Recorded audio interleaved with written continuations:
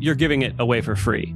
You're giving it away for free. And it is a cost, but I always think of it as I would prefer to eat the cost of free product than necessarily pay a fee to somebody without that product component. The product will do its job. All we have to do is get it to the person. And when they try it, the product speaks for itself.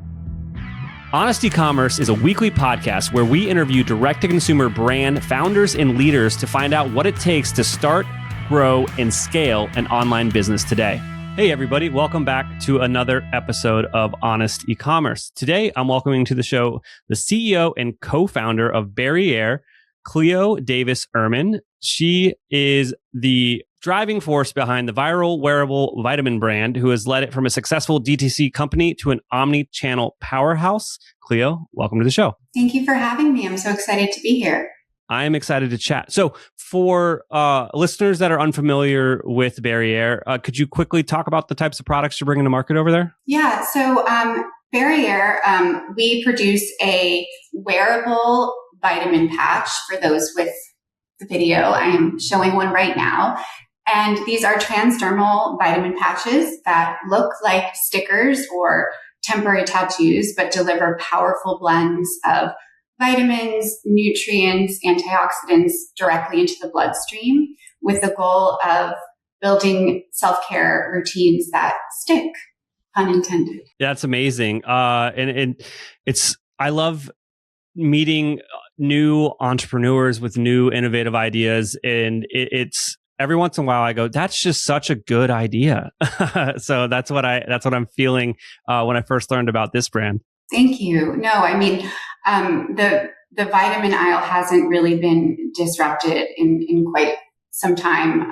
And that's, even if you consider something like a gummy in innovation. So I'm always excited when people look at our product like, why hasn't that existed before? Because that's exactly what we were hoping to achieve. Oh, yeah, absolutely. So I guess let's take me back in time.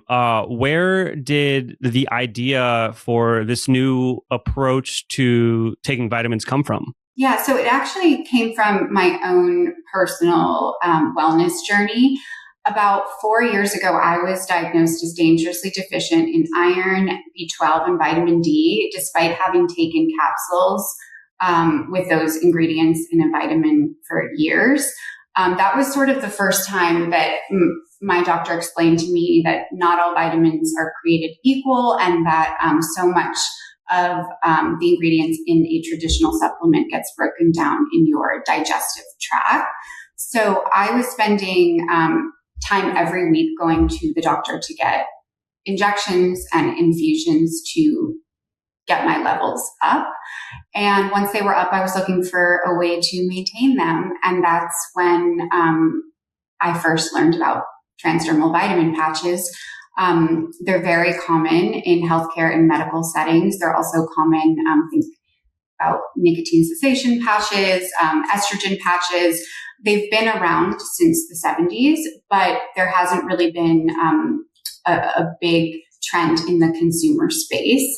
The products seemed like a huge solution for me, but they didn't tick all of the boxes. They were bulky, they caused skin irritation. They really felt like a medical device. And I knew it wasn't a product that I would be excited about using every day. And that's really where the idea for Barrière was born. Can we take all of the positives of this innovative and proven delivery method, remove all of the negatives, and really think about what a customer would be looking for in a product like this? And so that's what we spend years doing. Forgive me if you mentioned this, but at what year did you guys start really focusing on exploring, the marketability and the viability of this as a consumer product? So in 2021 was really when the research and development phase of this started. And then by November of 2023, we had a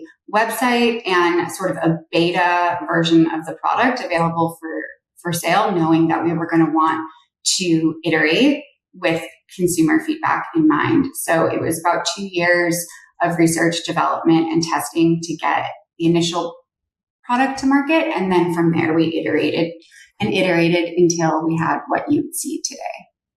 Most brands outgrow their legacy choices long before they switch. Bad platform decisions do not fail all at once. They fail slowly, then suddenly. First, it is one workaround, then another tool, then another integration that is duct taped on top. And eventually, your team is spending more time managing the stack than actually marketing to customers. Eventually, rebuilding is less painful than staying, usually when it starts to show up on the P&L. That's when scaling brands simplify and standardize on Klaviyo. Klaviyo is the AI-first B2C CRM. It combines your customer data, email, SMS, analytics, and customer experience tools into one platform, so you're not stitching together 5 different systems just to understand what your customers are doing. Your database updates in real time, your segments update automatically, your flows, campaigns, and personalization all run off the same source of truth. And that shift is why many brands are moving to Klaviyo. Brands like Dollar Shave Club have reduced total CRM stack costs by over 30% after consolidating onto Klaviyo. Multi-brand operators like Mark Fisher have migrated multiple brands and drastically reduced the time required to execute CRM marketing. And brands using email and SMS together inside Klaviyo are seeing massive ROI compared to running channels in separate platforms. The big unlock is simplicity and scale at the same time. Klaviyo is built for marketers, not for engineers. It is built for online businesses just like yours, and it is built for where e-commerce is going, not where it was 5 years ago. If you're running email and SMS across multiple tools, or you're on a legacy platform and thinking about your next phase of growth, it's probably time to look at Klaviyo. Go to klaviyo.com/honest and see why hundreds of thousands of brands have already made the switch. That's klaviyo.com/honest, klaviyo.com/honest. With vitamins, was there kind of like an approval process and some hoops you had to jump through with the government as well? So there were hoops, but they were not dictated by the government. They were our own standards. So in the U.S. the government doesn't regulate supplements. So FDA has requirements around labeling, but not production. That was a huge red flag to me. And so we produce our products in a medical lab in the UK. There is more rigorous testing standards, certifications required.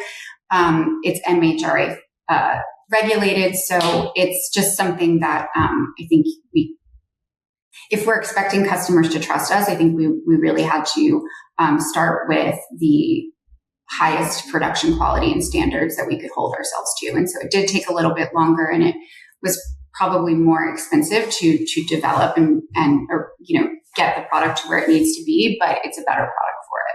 Absolutely. And how did you kind of test the viability of like a product like this in the market? Were you doing surveys? How did you kind of validate, I guess, that this was something to invest more time and energy and potentially, fundraise too? Yeah. So at the end of 2023, we had something that we felt really good about, but we didn't know if there was a customer for it. We anticipated that many people like myself were frustrated with the solutions that were available on the market. They were looking for things that were more convenient, that felt like they didn't have to change their entire lifestyle to, sustain that behavior. People are tired of taking pills. There was just a lot of frustration. So from a utility standpoint, I thought that there was an opportunity with this product to solve a lot of those problems. I also saw that there was this big trend, thanks to brands like Starface and other patches that are not vitamin or transdermal patches, but that really started to come out and people started to embrace wearing these products for wellness, whether it was a patch to cover up your pimple, an Aura ring to track your sleep. And so it just felt like the market was ready, but we weren't sure. And the best way to know is to ask the customers themselves. So we put 4 products up on our website and we information gathered. We monitored every question, pain point, suggestion, piece of feedback. We followed up with surveys and offered customers free products for their responses. We stood in grocery aisles and gave things out. We just wanted to get as much feedback as possible. And then from there, we iterated and had enough proof of concept to go to potential investors and retail partners saying like, there's something here. And, do you want to help us grow? Absolutely. Was there anything when you were learning from customers and potential customers about the product that was surprising to you that really helped shape what it became today? Oh, 100%.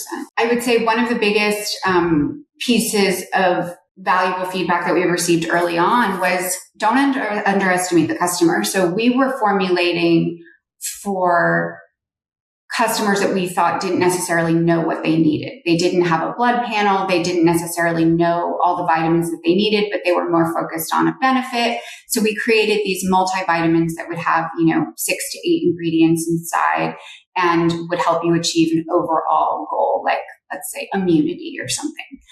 But customers are so discerning and knowledgeable. They know that they need 200 mcgs of vitamin D. They're looking for biotin. They're looking for targeted support. And so we quickly got back with the lab and put out single ingredient mini targeted patches that have the daily recommended dose of these specific ingredients, because customers really want to feel empowered to create their own stack, their own routine, based on their needs. They don't necessarily want a one-size-fits-all multivitamin. So we quickly expanded the assortment to really be flexible and empower customers to meet them wherever they are in their wellness journey and to evolve with them as their needs changed. And so don't ever underestimate, the customer and their knowledge about when it comes to their health and wellness, because one size fits all isn't going to work in 2026 for sure. Hey, store owners, do you know how profitable your last big decision was on your Shopify store? Most testing tools make it easy to measure design changes, small tweaks, headlines, layouts, button colors. But what about the decisions that really move the business? Pricing changes, shipping rates, discount strategy, even new apps and tools. Those are usually left to gut feel. Intelligems brings CRO-level clarity to decisions that live beyond the page.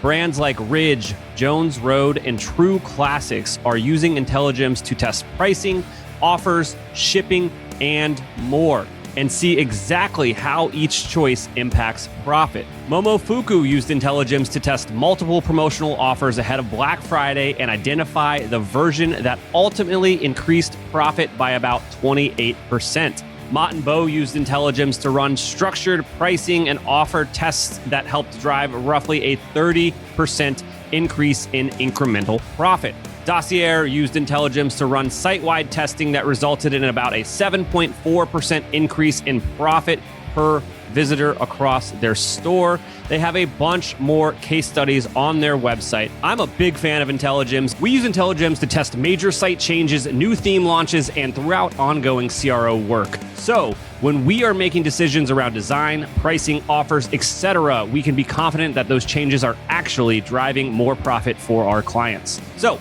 before you start changing pricing, promos, and major site experiences across your store all willy-nilly, you should probably test it first. If you're ready to decide confidently and grow profitably, head on over to intelligems.io. That's INTELLIGEMS.io and use code HONEST for 10% off your first 3 months. That's intelligems.io. Use code HONEST.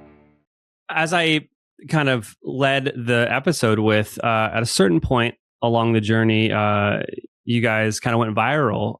So can we talk about how social media has played a part in the growth of the business? Yeah. So I think one of the really unique parts of our brand and the real differentiator with our product is the visual component. Most supplements, as you can imagine, you ingest them. There's no visual nature. There's no community around the product itself. And so what's really easy for us to spark conversation. Somebody sees the patch, they're like, oh, what's that? Is that a tattoo? And so our customers are immediately elevated to brand ambassadors that can kind of share the message and more about the brand. And so we've tried to leverage social media in a way that mimics that behavior. So seeding the product out, because even if people weren't talking about it, if they were wearing it, it was captured as a part of their routine. And that's almost even a better endorsement than something where someone is explicitly talking about your product. So it started with seeding and education and really just like leveraging communities to like learn, share, information share. What are the biggest pain points in their wellness routine? What kinds of things are they using in their lives? And that community has become the sounding board for everything that we do. And that same community has also become our biggest, source of like information sharing and network effects and promoting the brand in their day-to-day lives. So social media has really just been a great way for us to echo what we try to do in person, or to capture that virality of what a patch can sort of spark in real life. You mentioned a few times now, like product seeding, and I kind of want to talk a little bit about that for some of the younger entrepreneurs listening to the show. What is that, and how did it help you? Yeah, so product seeding can look like a number of different things, but essentially it's just getting the product out there into the hands of a desired target customer. And so that can be sending products out to influencers or potential customers. It can be standing in a grocery aisle and giving people products. It can be partnering with like-minded brands, to get that product. And this is, you're giving it away for free. You're giving it away for free. And it is a cost. But I always think of it as, I would prefer to eat the cost of free product than necessarily pay a fee to somebody without that product component. The product will do its job. All we have to do is get it to the person. And when they try it, the product speaks for itself. Like when you're confident in your product, there's nothing better that you can do than to just get the product in the hands of people who might be willing to use it. And it doesn't have to be influencers, and it doesn't have to be this big fancy, PR package. It can be samples in doctors' offices, in our case, or gyms and studios, places where people are more likely to be thinking of their health and wellness. And it's just like leaving them there, like amenities, or, just finding the right moments where someone might be thinking about how they want to improve their own health and wellness routine. And so seeding when it's done strategically, can be the most effective way to sell your product and generate awareness, because there's no better way to know if something works or if it's going to work for you than to try it yourself. If you could guesstimate, how much product do you think you've given away in that effort, either total units or dollars? In terms of total units, I could estimate at this point probably over 100,000 product over the course of 4 years. Yeah, I would say so. Then what has that done for the awareness and the growth and the sales of the business on the return? That is a return on investment that it's hard to quantify, but I believe it's one of the more valuables. And again, they're not all full-size product, and samples, are sometimes just 1 or 2 patches.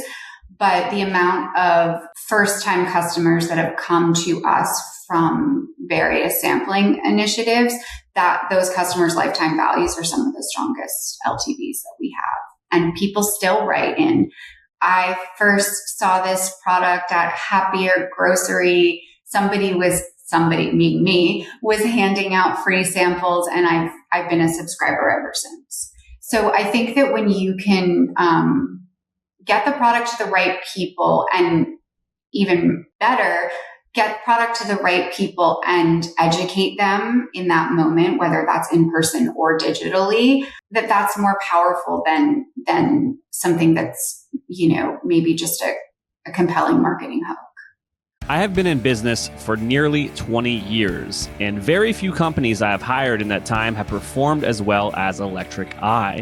They have knowledgeable staff, and our project was delivered on time and on budget. Electric Eye has exceeded my expectations, and I look forward to working with them again. That is a direct quote from one of our clients at Electric Eye. Electric Eye is a Shopify Plus partner that has helped over 100 brands migrate, redesign, and optimize their stores since 2016. If you'd like to increase your conversion rate, average order value, and revenue per session, we are the true Shopify experts you've been looking for. Right now, we're offering a free diagnostic to qualified brands that reach out and mention the podcast. Visit electriceye.io today to schedule a call and send us a message.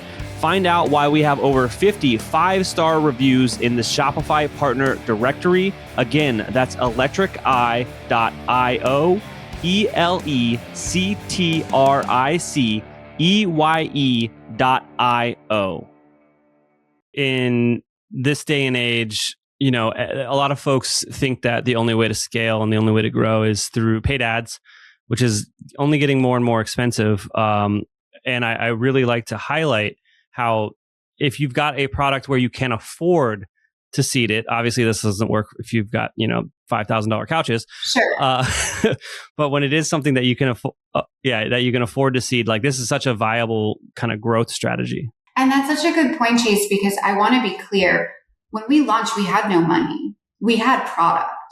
So it wasn't like, do we do paid ads or do we seed? It was kind of like, there is no way to generate awareness for this brand other than to give away product. Obviously, a lot of brands have products that are more expensive. Our products are quite accessible. Our hero products sell for $12.98 for 36 patches. So obviously the economics made sense, but I would say to anyone, sort of think about what your answer to that could be. What is the moment that you can create or the piece of your brand identity that you can share more widely and see if that's something that can be replicated, because I really do think it's resonates and converts more than some of the more run-of-the-mill marketing practices. Hey, everybody, just a quick reminder. Please like this video and subscribe if you haven't. We're releasing interviews like this every week, so don't miss out. Now, back to the interview. Now, is there anything I didn't ask you about that you think would resonate with our audience? Yeah. So there's sort of three areas that we see the biggest opportunity for growth in the next year or two. The first is retail expansion. So for us specifically, that means going deeper with the existing partners. We've started really small with sort of one partner across a number of different categories. So like a hospitality partner, great big box, pharmaceutical, et cetera. So we really want to expand organically with those and grow those partnerships. And then continue to be really thoughtful about where we're showing up next. So where are there opportunities in the retail space for us to have a reason to exist and where we can really like tell that story and with that partner. The second is international expansion. I think this is a huge opportunity. The demand for non-pill wellness solutions is universal, but it's specifically big in and resonates in markets that are a little bit ahead of the curve when it comes to their health and wellness, and they're a little bit more sophisticated when it comes to supplements and regulations. So for us, we see a ton of opportunity there. And then third is doubling down on direct to consumer. We have seen tremendous growth with our own website. It's the only place where you can shop all of our products, where you can get the full storytelling and where we can own that relationship with the customer. And so we are going to be investing in like a web redesign and some more optimized subscribe and save offerings, and really just trying to make our website the digital version of how we would show up in the real world when we do.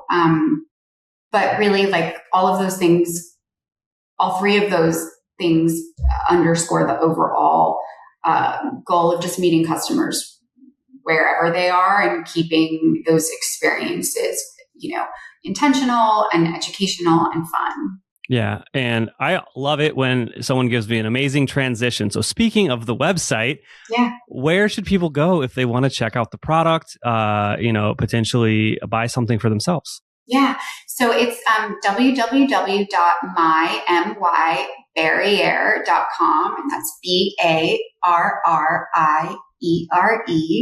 And if you do come check us out, the first time you come to our website, you will get a welcome discount code, and hopefully that inspires you to try a product.